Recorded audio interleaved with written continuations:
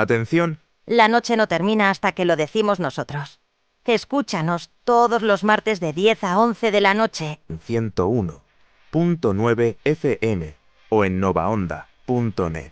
El lugar donde las historias y el entretenimiento se mezcla. ¿Estás listo? Sube el volumen y deja que Crónicas Albaceteñas te acompañe al final del día. Muy buenas noches a todos y a todas. Muchas gracias a quien nos esté escuchando una semana más. Hoy tenemos a Carlos Walter, que ha escrito otro nuevo libro de la saga del Trono del Hacha. Y bueno, preséntate un poco porque el 11 de octubre fue. Sí. Presentaste el libro. Sí, efectivamente. Bueno, lo primero, muchísimas gracias por invitarme. Bueno, yo soy Carlos Walter, soy escritor, nacido y bueno, crecido aquí en Albacete. Y bueno, pues soy el creador de la saga del Trueno y el Hacha, que en estos momentos pues ha alcanzado su meridiano. Aparte también he escrito la novela Exceptions. Y bueno, pues no sé, soy una persona muy inquieta, tengo una imaginación desbordante. Y siempre que puedo, siempre que tengo un hueco, estoy intentando escribir algo nuevo. Bueno, pues vamos a pasar ahora en un momento a La Rosa Argentea, porque es el último libro, mejor dicho, que has escrito. Y primero quería centrarme un poco en tus inicios. ¿Cómo fue cuando decidiste, por así decirlo, ser escritor? ¿Cómo te diste cuenta? Vale, vamos a ver. Yo es que creo que desde que aprendí a juntar letras siempre me estaba gustando escribir, ¿vale? Escribir e inventar, porque yo creo que en sexto de primaria o en primero de la ESO ya estaba siempre dibujando cómics, que si de Dragon Ball o de Mortadelo, historias que yo me inventaba. Y al igual que un niño, parece que, bueno, que cuando siempre que somos niños siempre estamos dibujando, pues déjalo así, ¿no? Pues vuelve a caer. Que cuando somos niños, que siempre estamos creando, siempre estamos dibujando, pues es una manía que nunca se me llegó a quitar del todo. De hecho, creo que fui escritor antes que lector. Y aunque siempre me ha gustado leer, yo lo que hacía, pues era siempre porque a lo mejor cogía un papel y me ponía a crear una historia. Porque a lo mejor era algo que yo había visto en la tele. Pues no lo sabía, ¿no? Pues yo como si fuera mía la idea. Y luego, pues ya un poquito más de mayor, que me inicié en un grupo de teatro, de aquí también de Albacete, de Nianzú, pues vi que me gustaba mucho inventar los escenarios, crear las obras de teatro, se lo pasaba a la mayoría de la gente que las veía, pues me respondían favorablemente, decían que estaba muy divertido, que era muy gracioso, que continuara. Y creo que ya el momento determinante en que quiero escribir fue, pues hará unos 10 o 12 años, que tuve un programa aquí también en Nueva Onda, de literatura, lo que era de Peregrino, más que lo grabábamos aquí en el estudio. Lo hacía con un amigo, Esteban Belmonte, y conocía un montón de autores, gente de Albacete que escribía, que me contagiaron su pasión por crear. Aparte de los muchísimos años que he estado trabajando en Librería Erson, también aquí en Albacete, pues, a otros tantísimos autores que he conocido. Pues yo creo que al final, de un modo o de otro, estaba destinado a escribir. O sea, que al principio has dicho que cuando eras pequeña escribías cómics o algo así. Sí. Historias. Sí, y dibujaba mis cómics, escribía mis historias. Pues no sé, básicamente lo que hacía era dejar volar la imaginación, porque ahí en ese tiempo no tenía ninguna preparación, no tenía ninguna formación, entonces pues era lo que se me ocurría, yo lo apuntaba. Habría que verlo ahora. Me reiría mucho, no sé si me atrevería a leer algo así. ¿Te has pensado alguna vez en hacer un cómic? Sí, he pensado en hacer cómics, pero yo lo que es el talento en estos momentos para dibujar no lo tengo. Aunque hacer un guión de cómic, pues sí, de hecho más de una vez me he informado de cómo hacerlo, ¿no? De cómo estructurarlo. Y sí que me gustaría, pero por ahora tampoco he encontrado el momento. Y bueno, tu primer libro fue El Digno Campeón. Sí. Que lo publicaste en 2018, si no me equivoco. Sí, salió a la venta en el 18, sí, eso es. ¿Cómo te sentiste al terminarlo y al ver que ya estaba publicado? A ver, yo creo que la palabra realmente sería liberado, ¿vale? Te puedo decir también que ilusionado, pero es cierto que cuando me embarqué en algo que no sabía si podía acabar, sentí una especie de presión mía de no vas a ser capaz de hacer esto, que yo soy muchas veces enemigo mío, ¿vale? O por lo menos lo veo, ahora ya me estoy reconciliando. Pero es cierto que me sentí liberado, yo recuerdo escribir la palabra fin, que bueno, en el libro no aparece, pero yo la escribí en un documento, me detuve, respiré y le dije a mi novia que estaba sentada justo a mi izquierda, ella estaba estudiando la especialidad de Fendil. Vámonos a cenar, vamos a celebrarlo, que esto lo he acabado. Al día siguiente se lo dije a todos mis amigos también, digo, chicos, esto ya está finiquitado, acabo de terminar mi primera novela, me dijeron, enhorabuena, cuando seas millonario, acuérdate de nosotros y 6 años después, con 4 novelas a la espalda, todavía soy yo quien les pide dinero por hacer menos, pero bueno. Ellos verán. Y bueno, ahora vamos a pasar un poco a los Argentina, que es el libro, el último que has publicado. ¿Que nos puedes contar un poco de la trama? Así sin dar muchos spoilers. Sí, bueno, a ver, se puede hablar un poquito, se puede desvelar una pequeña parte sin tener spoilers, creo. Vale, bueno, pues La Rosa Argentea continúa la trama de lo que viene siendo las Aventuras son novelas continuistas. Entonces, en esta nos encontramos a los protagonistas que ya han crecido un poquito, se han fortalecido y son capaces de enfrentarse a peligros mayores que en los 2 primeros libros, que eran un poco más inmunes. En esta en cuestión, los demonios han escapado de la prisión de los titanes. La prisión de los titanes es un lugar a donde se mandan a las bestias más peligrosas de este mundo que se llama Fire. Bueno, pues han escapado todos y son comandados por su rey, Sándalos, que es una especie de demonio muy sádico, muy hedonista, que se quiere a sí mismo mucho, le gusta mucho la violencia y ha conquistado ya medio mundo. Además, se cuenta que tiene el poder de su diosa con él, lo cual lo hace imparable. Pues esta novela, que comienza en este punto, trata sobre la búsqueda de aliados para fregarlo y de la Rosa Argentea, que es un artefacto de los dioses que quizás pueda igualar las fuerzas. Un poco ya todo lo que suceda, pues esa parte ya sí que me la callo y la dejo que la descubra el lector. Y en este tercer libro introduces nuevos personajes, porque al final los del principio son Ray y Nico. Sí, exacto, sí. Yo creo que un poco la base, aunque siempre hablo de Ray y Nico, luego también está Maya, sí. ¿vale? Que Maya es pues este lince ibérico que pelea con espadas. Pero bueno, es verdad que son la base. Y sigue habiendo personajes, pero sí que es cierto que tengo que introducir nuevos, sobre todo para compensar todos los que se mueren. Porque si no me quedo sin novela que escribir. No, pero sí que es cierto, siempre me gusta meter nuevos personajes que puedan enriquecer la historia. En este un ejemplo, pues el Burgosu entra, el Burgosu que es una criatura mitológica del norte de España, de Asturias, de Cantabria, que es una figura muy venerada. Es un pastor de los bosques, muy sabio, pacífico y un gran misterio. Y yo pues siempre que introduzco estas criaturas las intento adaptar a la trama del libro. Así que, pues, a lo mejor algún purista de la mitología se me pueda enfadar, porque digo, oye, que normalmente no son tan tontos ni tan bromistas, y digo, ya, pero es que mi novela sí lo es, y hay que darle un poquito de caña. Pero sí, pues ese es un ejemplo justo. Y bueno, dentro de todas las sagas, porque ya has hecho 3 libros, si te pudieras quedar con un mensaje que quieras dar así a la gente, como metáfora o sí. de la saga, ¿cuál te quedarías? ¿Con qué mensaje? Vale. Esta pregunta me gusta mucho, ¿eh? Porque es cierto que no es que haya un mensaje independiente en cada novela, sino que quizás a lo largo de la propia saga es el mismo mensaje y cómo va evolucionando.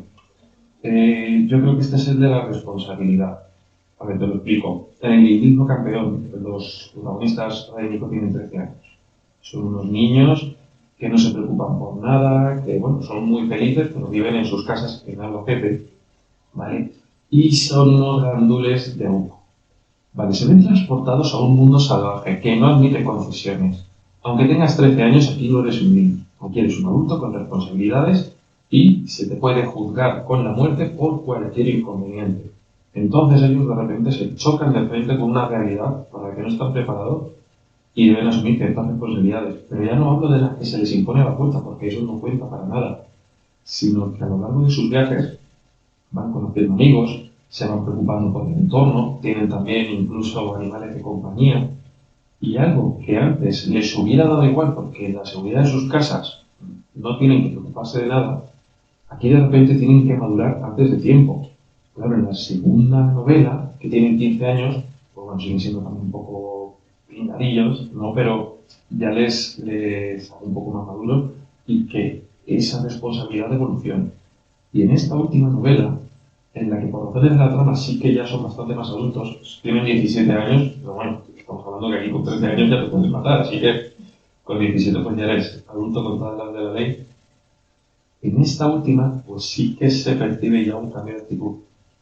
Pero pasa una cosa, que la gracia original de la novela es que sean unos pringadillos, que choquen, ¿no? Que tengan una inocencia, que no quiero que se pierda, que hay que encontrar un equilibrio que es bastante difícil, pero bueno, creo que está conseguido. Esa responsabilidad, esa madurez y a la vez esa inocencia por todo cuanto les está rodeando, ¿no? ¿Y dejas algún cabo suelto así en la novela que va a continuar en las siguientes? Sí. Porque aún quedan 3. Quedan 3, efectivamente, siempre dejo cabos sueltos. Ya veremos si en la última no dejo algún cabo suelto para joder a la... No, a ver, sí que dejo cabos sueltos. Como esta no puedo decir, no, porque si no estaría así, en verdad que ya estaría hablando de cositas del final. Pues te digo uno del principio. Maya, en el primer libro, siempre lleva un brazalete que, según dicen, da la inmortalidad a quien le importa. Ella no lo quiere para sí misma, sino para un amado del que habla, pero como es un personaje tan misterioso, pues no se llega a saber en qué consiste. Y al final del primer libro, un enemigo se lo roba y huye. Tampoco diré qué enemigos, ¿vale? Pero se lo roban y huye.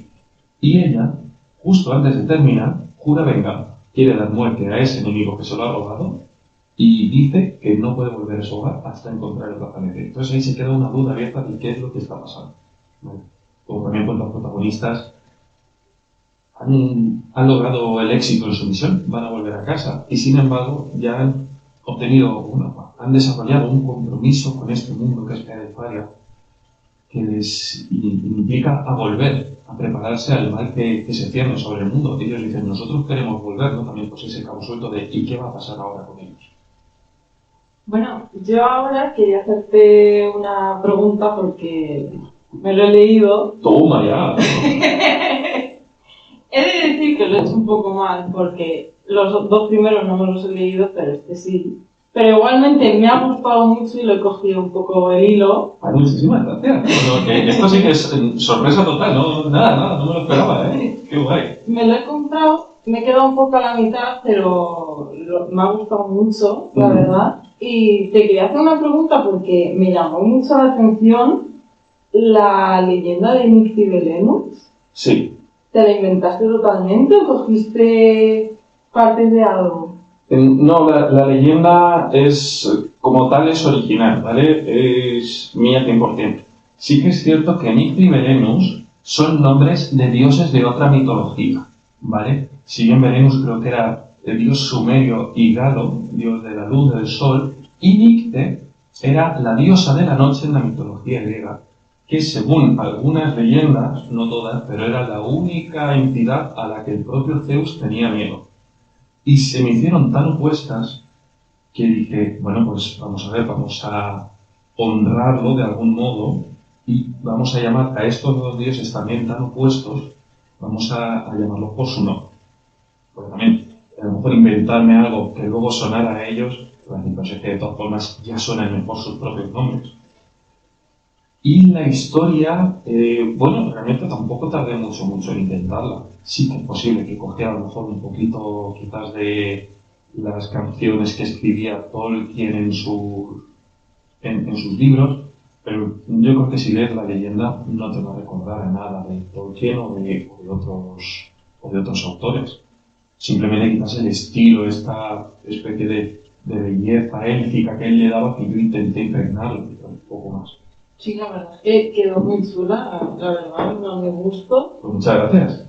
Quedó muy chula, de verdad. Me quedé así pillada y digo, se lo tengo que preguntar. Sí, pues nada. Mía 100%. Y bueno, ahora pasando un poco en general, a hablar un poco de la saga. ¿Al principio tenías la idea de hacer 6 libros o fue algo así que lo estoy escribiendo?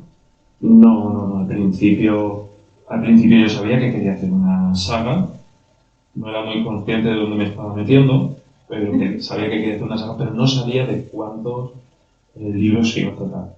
Y sí que es cierto que poco antes de lanzar la segunda parte de la compañía X-Anime, sí que lo supe. Esto y en muchas conversaciones que tenía con Eva, con mi pareja, sí que la hablábamos, qué es lo que iba a suceder, qué es lo que se iba a descartar. Y se decidió que en 5 novelas no iba a caber todo lo que queríamos contar. Sin embargo, en 6 todo se iba a estructurar de una forma homogénea, bastante interesante, en la que yo podía mantener este estilo, sin tener que cambiar, ni apretar, ni cambiar el formato del libro. Entonces, me gustó mucho la idea de 6 novelas, está perfecto. Y bueno, pues lo que pasa es que lo he desvelado ahora, lo de las 6 novelas. Cuando yo saqué la segunda parte, no quería desvelarlo porque todavía quedaba tanto por hacer que yo no me atrevía, no quería tener derecho a decir, hey, mirad todo lo que queda. Y sin embargo, ahora que he sacado la tercera y aún queda bastante camino, lo que yo he entendido es que tampoco puedo tener a los lectores esperando una detrás de otra. Porque al final, ¿qué va a ser? ¿Va a terminar ya? ¿No va a terminar ya? Entonces van a ser 6, que lo sepáis, que esto ya está pensado y llegará. Y prometo no tardar tanto como otros autores. Sí, bueno, porque tampoco has tardado mucho, al final son 2 años de diferencia entre libro y libro. Son 2 años de Está bastante bien. diferencia. Eso es, sí. ¿Y cómo surgió un poco la idea original de la saga? La idea original de la saga, yo creo que viene de que, bueno, al final, quien más, quien menos, casi todos los autores del género fantástico, queremos escribir nuestra propia saga épica o de aventuras, algo así como una versión o algo diferente a, siempre pongo el ejemplo del Señor de los Anillos porque es la más básica y el mayor ejemplo, pero bueno, hay de todo. Pues nuestra propia saga. Entonces yo me planteé, ¿qué es lo que quiero hacer? Quiero escribir una historia, sí, pero ¿qué debe tener? Y un día cogí una libreta, un boli, y me puse a apuntar todo aquello que a mí me había gustado desde siempre, desde que era pequeño.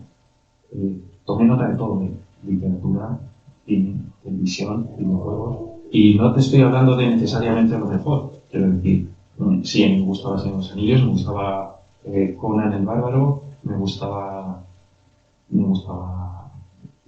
Pokémon, me gustaba Digimon, me gustaba The Legend of Zelda, me gustaban 1000 millones de cosas. Y que yo quiero que esta saga que escriba, de algún modo, hable de mí al igual que yo estoy hablando de ella. Quiero que sea ese reflejo. Pero bueno, que hable de mí sin necesidad de, pues aquí estoy yo, que soy el protagonista, que eso es una trapera.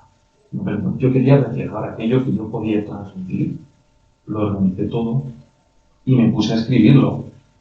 Y sinceramente me gustó cómo quedaba. Me gustó. Siempre he tenido un poquito de miedo de quizás no sea lo correcto, pero creo que puede transmitir esas sensaciones que quería de una forma bastante correcta. Entonces, esa fue un poco la idea, poder transmitir mediante una saga épica aquello que yo era o que yo pretendiese. Y principalmente, ¿a qué público está dirigida la saga? Vamos a ver. Público, mira, yo te lo voy a decir así, y si luego me equivoco, pues ya me corregirán. Adolescente y adulto.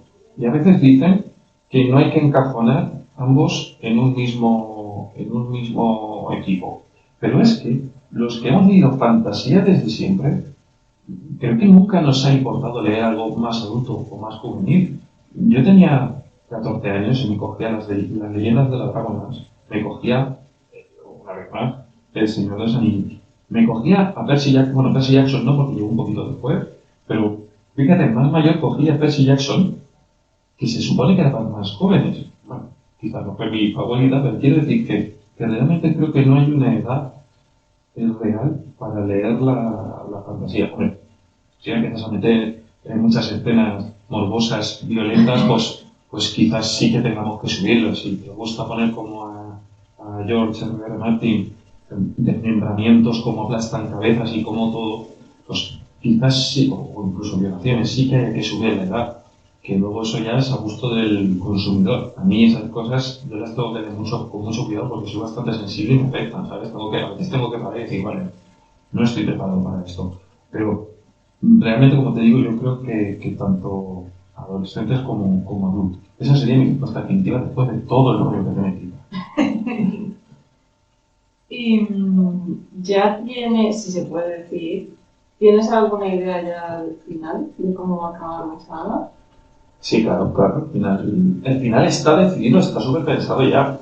No están pensados los detalles, porque al final son novelas que están colmadas de elementos, de detallitos, y que se van haciendo poco a poco, que tienen que ir creciendo pues, con mucho mimo. Entonces, no está, pero en lo que es el camino, sí que está creado ya la historia, cómo se va a desarrollar, cuál va a ser la trama de la cuarta aventura, de la quinta y de la sexta. El final de los personajes y de los villanos, del mundo en sí, qué es lo que va a pasar, qué es lo que va a cambiar y qué es lo que no. Siempre se pueden modificar cosas, porque una vez que llegas allí, a veces te topas con que lo que tenías pensado no puede suceder, no se puede hacer.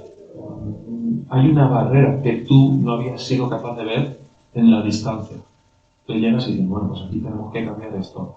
Era así. Este personaje debía morir, iba a morir, tenía que ser una muerte importante. Y sin embargo, he visto que en la siguiente historia tiene más que hacer. O al revés, o este personaje va a vivir y sin embargo, si quiero seguir escribiendo y desarrollar la historia para que tenga la calidad que yo le pido, este personaje ya no puede estar. ¿Vale? Pues son cositas que pueden pasar. Pero en general, lo grueso sí que está ya más que pensado. Y bueno, hablando un poco de los personajes, de todos los que has hecho de la saga, ¿cuál es el que más te ha costado escribir en cuanto al desarrollo del personaje? Tengo un poco de dudas con esto, pero yo creo que sería el villano principal de la saga, que es Zunkero, que es cierto que en esta parte de la novela está como un poquito más aparte, ¿no? O sea, adaptado, sí, es cierto, pero sería el villano principal de la saga, porque cuando tú escribes un villano, cuando lo creas, tienes que hacerlo importante, tiene que ser importante, tiene que tener una presencia que incluso pueda opacar a los protagonistas. Creo que al final una historia debe ser, va a ser tan buena como bueno pueda ser el villano al que tengan que derrotar, porque ese es el límite a sobrepasar.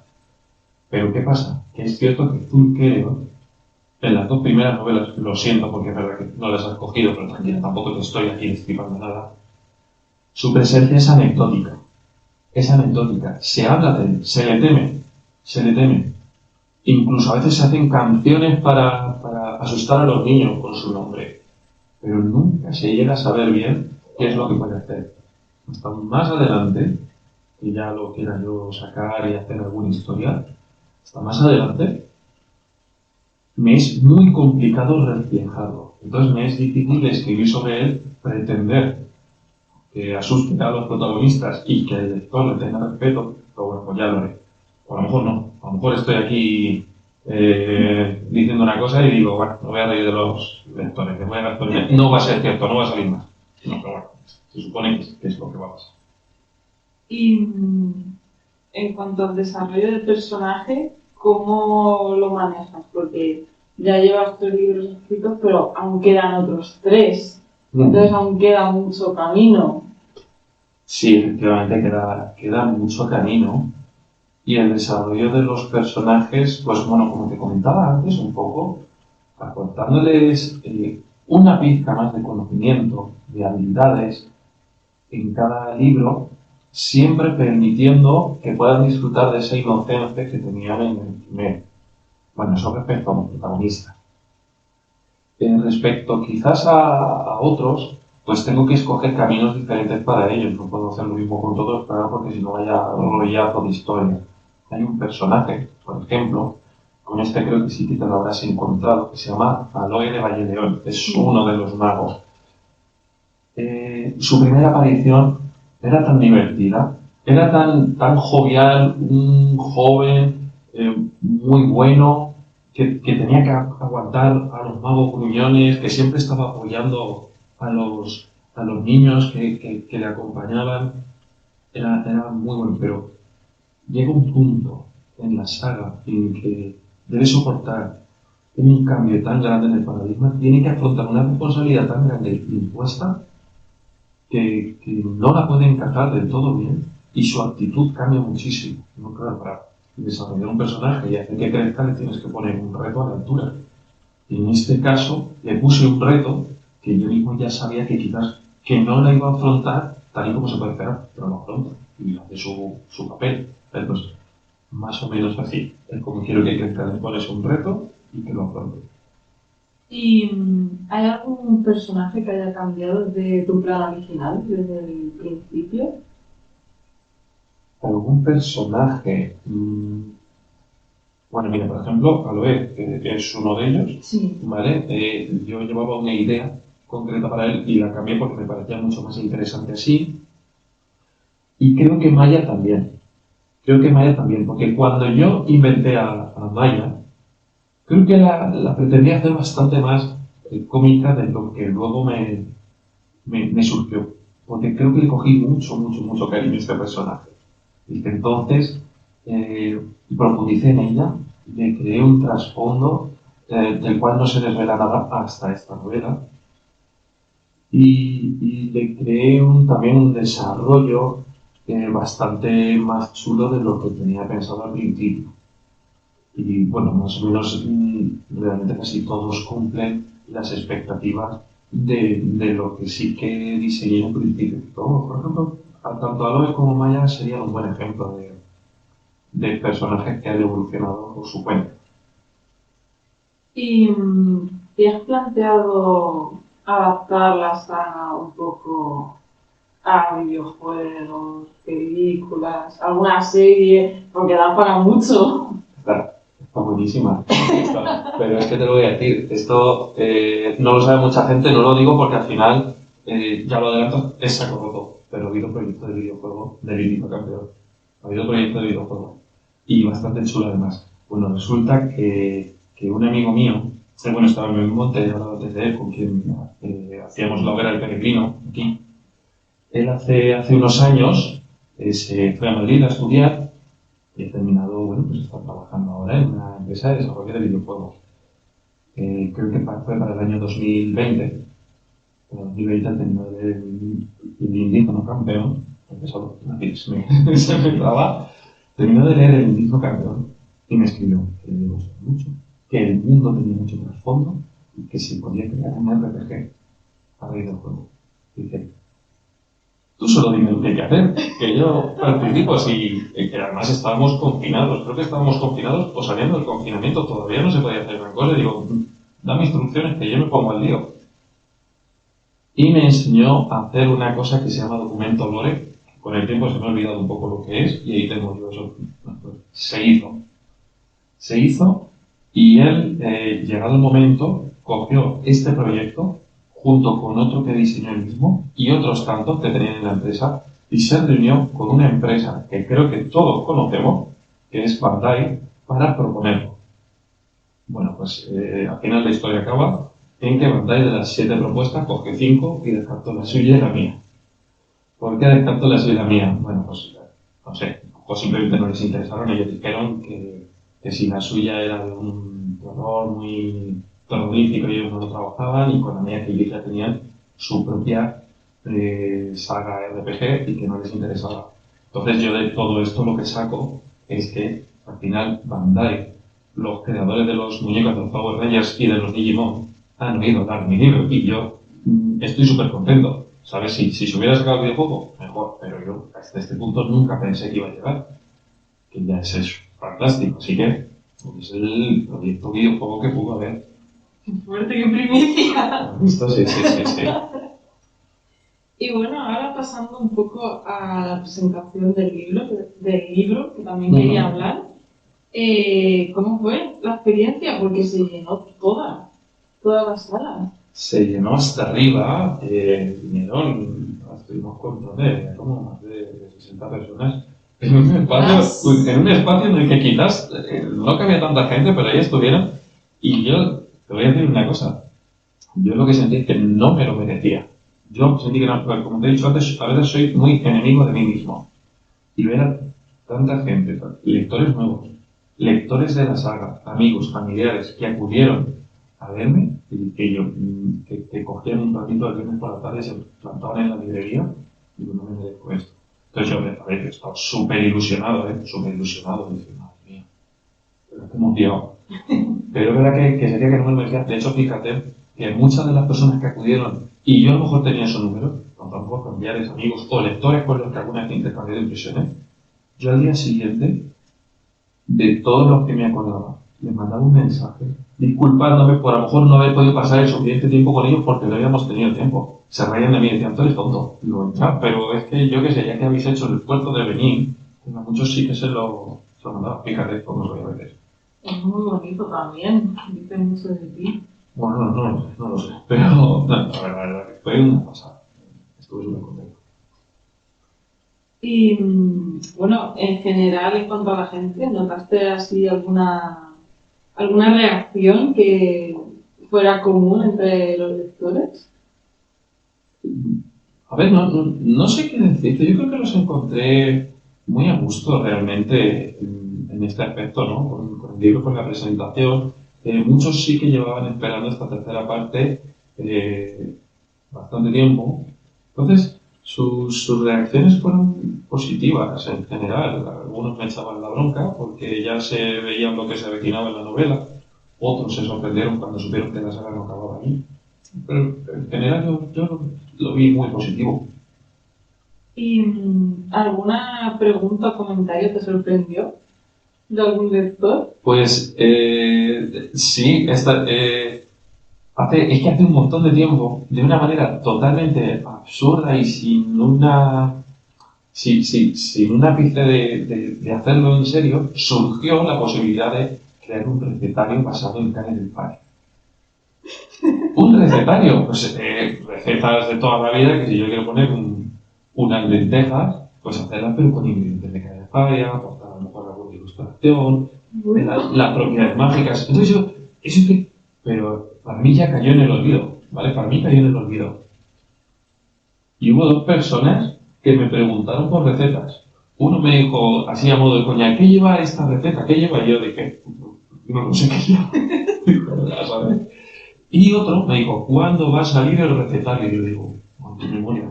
Digo, no me lo esperaba, no me lo esperaba. Digo, a ver si al final nos vamos a tener que poner en serio y terminar haciéndolo. Muy bueno. ¿Y qué emociones sentiste al ver toda la sala llena? Pues, bueno, así como te digo un poco, me quedé paralizado. Bueno, dentro de la ilusión que me daba ver la implicación de los lectores y de mi gente cercana, yo estaba paralizado. Yo digo, no voy a esta aventura, sin embargo, bueno, me lo pasé súper bien al final, fue muy divertido. Estuve súper a gusto, la gente respondía muy bien y me llegó una idea de si estás haciendo esto y la gente está disfrutando lo que estás haciendo bien, es que tienes que seguir, básicamente. Y bueno, antes de las presentaciones de los libros, ¿cómo te preparas? Porque mucha gente se pone así nerviosa, por ejemplo, actores a salir a escena que tienen ahí sus manías. ¿Tú tienes alguna? A ver, sí, no, bueno, Lo que es la preparación de la presentación, pues yo me hago mi estructura básica, veo qué tonterías se pueden meter, qué tonterías no, y me lo preparo. Me escribo un texto, me lo leo 2 o 3 veces, ya sé lo que voy a decir, y pues dependiendo del día, porque no me suelo poner nervioso, no me suelo poner nervioso. También he hecho teatro mucho tiempo y es una cosa a la que sí que ya estoy un poco más acostumbrado, pero siempre hay un puntito de tensión. Si veo que sí que es verdad que me vienen un poco los nervios, paro, media hora antes me acerco a una cafetería, me pido una cerveza, me olvido de que voy a presentar, me centro en lo bien que me lo estoy pasando con esa cervecita fría, con la novela que he escrito, termino, vuelvo y ya soy otra persona. Eso sí que es verdad que puede ser que lo haga bueno. La cervecita fría, una. Me llevamos prontitos a la presentación. ¿Y qué aspectos de tu historia o personajes fueron los más comentados? ¿O qué preguntas hicieron así que se repitieron? Yo, mire, te voy a ser completamente sincero Sí, respecto, claro. respecto a esta pregunta que estás haciendo. Y es que, no me acuerdo, es verdad, la presentación tenía tantos estímulos que bastante Claro, me acuerdo de lo del más, recetario. vamos. Eso es. Pero sí te lo puedo decir de otras preguntas que me hayan hecho o que me hayan comentado a raíz de leer el libro. Por ejemplo, una chica me dijo que le encantaba que por fin saber la historia de Maya y descubrir cómo funcionaba su hogar. Otras personas que me habían dicho que era un imbécil por haber matado a este personaje. Me lo dijeron que eran amigos y me dijeron con todo el cariño del mundo, pero me lo dijeron y dije, bueno, pues a ver, para que te fastidia voy a matar a otro que te guste. Pero bueno, me voy a quedar con eso y sí, yo creo que quizás es lo más chulo de las cosas que van diciendo, ¿no? Cuando van comentando aspectos del libro, cuando se crea una especie de sinergia que implica lo que es al escritor, al libro y al lector. Cuando la gente me habla del libro, me describe, me dice, oye, ¿cómo te habías pensado tú este personaje? Yo es que me lo imagino así. Digo, yo me lo imagino de otra forma y dice, pues me lo imagino mal. Digo, no. Digo, en el momento en que tú tienes el libro en tu mano y te lo estás leyendo, ese personaje es tan tuyo como mío y me encanta. Me encanta como te lo has imaginado. Entonces esas cosas, pues son las que más me llaman. Y bueno, durante la presentación también llevaste bastantes elementos de la saga. Sí. Aparte de las láminas, llevaste el ojo de clavas. Sí, sí. Eso fue buenísimo porque hasta yo creo que el último minuto no sabíamos si se iba a poder hacer. No se iba a poder hacer porque el ojo de clavas lo iba a interpretar un antiguo compañero de la librería, que aparte este chico es actor de doblaje. Y yo le pedí un favor y dije, digo, ¿cuánto cobras? Y dijo, cervezas y torrendos. Dije, eso lo tienes. Pero es verdad que esa tarde en la librería había mucho movimiento, el pobre estaba atendiendo con una cola de 5 o 6 personas y llegaba el momento de ponerse a doblar al ojo de clavo. Y fue muy coincidente que una compañera pudo sustituirla a tiempo, él salió corriendo, se escondió. Porque eso, mucha gente pensaba que el libro hablaba en verdad y ahora les estoy revelando que era una persona. Bueno, ¿qué vamos a hacer? Se ha roto la magia. No, pues al final salió. Y fue súper divertido. Y yo, de verdad que yo estaba, digo, yo no sé si esto está saliendo bien o no. En mi mente decía, a lo mejor está quedando súper idiota. Y luego me decía, no, lo mejor, me lo paso súper bien. Y digo, pues ya está. Me alegro entonces que haya salido. Y en cuanto a los fans y los lectores, ¿cómo te hace sentir ese cariño?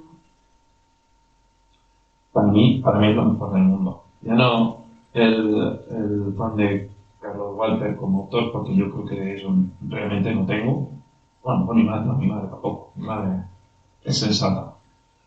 No, vamos a ver. A mí lo que me gusta es la implicación de los lectores con la novela. Cuando se pasan horas leyéndola y me lo dicen que no la han podido dejar, que a lo mejor se iban a acostar y que se han quedado hasta las tantas. Eso para mí es brutal. Entonces, tengo la suerte de que lo he recibido. pues una vez más es lo que digo, no lo estoy haciendo mal del todo, tengo que seguir así, siempre mejorando un poquito, ¿no? Lo que pueda y lo que no puedo mantener. Estoy súper satisfecho con eso. ¿Y recuerdas alguna anécdota así con algún lector que te haya tocado mucho? ¿O que te haya hecho mucha gracia? Sí, realmente sí, pero de esta novela en concreto te voy a hablar de la primera venta. Porque es cierto que la novela llegó a la librería una mañana en la que además coincidía que yo estaba echando una mano allí, por la campaña de texto, me llamaron y dije, venga, pues voy a echaros una mano. Yo no la esperaba, yo la esperaba una semana después de que llegó. Entonces, como no lo esperaba, pues yo eché así como una foto trampa en la que se veía una esquinita del libro, la subí a las redes y dije, pues mis amigos que lo vean sí que lo sabrán, van a decir, ay, mira que ya lo tienes por ahí. Y digo, que además que ese día tenía mucho trabajo y no estaba para estar haciendo nada. Yo lo subí a las redes. Al día siguiente, conforme una compañera estaba colocando el libro en la estantería, me dijeron, Carlos, vas a firmar el primero. Y bajé y me encontré a un chico llamado Guillermo que ha estado pendiente de todas las novelas que he escrito, de los que se ha quedado hasta las tantas leyéndola y de los que a lo mejor se la terminan, se la ventilan en 2 o 3 días. Vino con su familia, que también son unos lectores geniales, pero no tanto como Guillermo, que se lee las mías.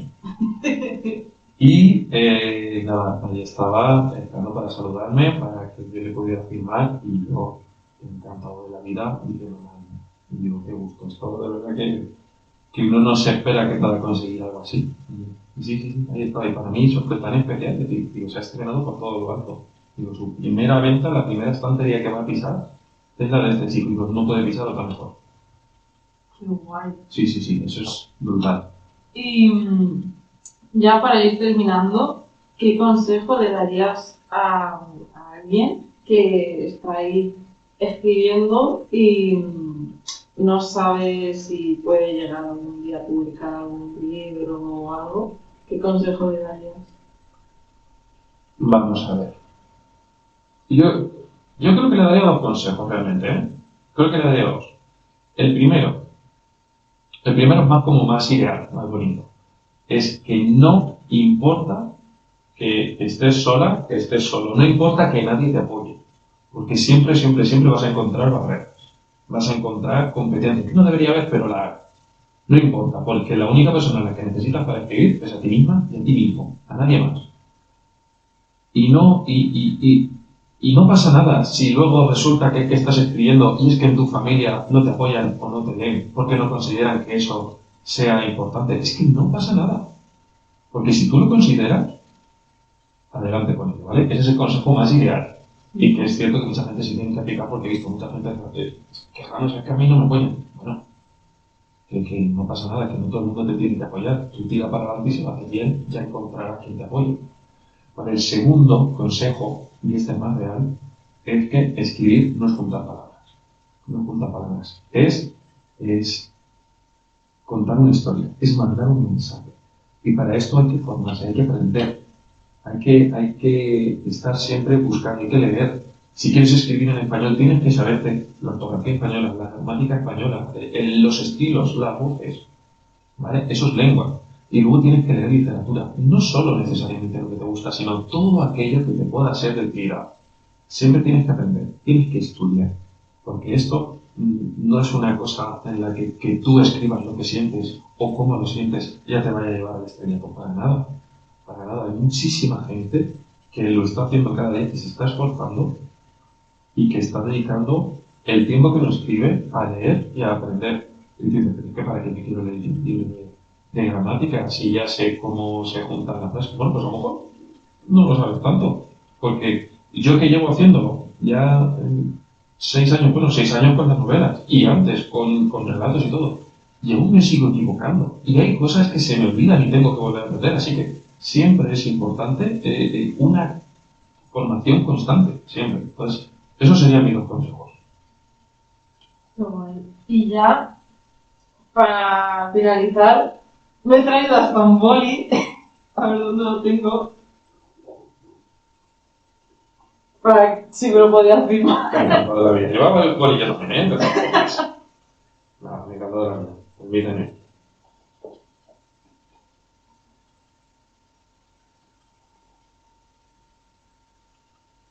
Vale, vamos a ver. Claro. ¿Ustedes tienen algún mote o algo? No, Paula. No sé, digo, a lo mejor tienes que decir, no, es que en la radio soy... No. Soy P89, no sé.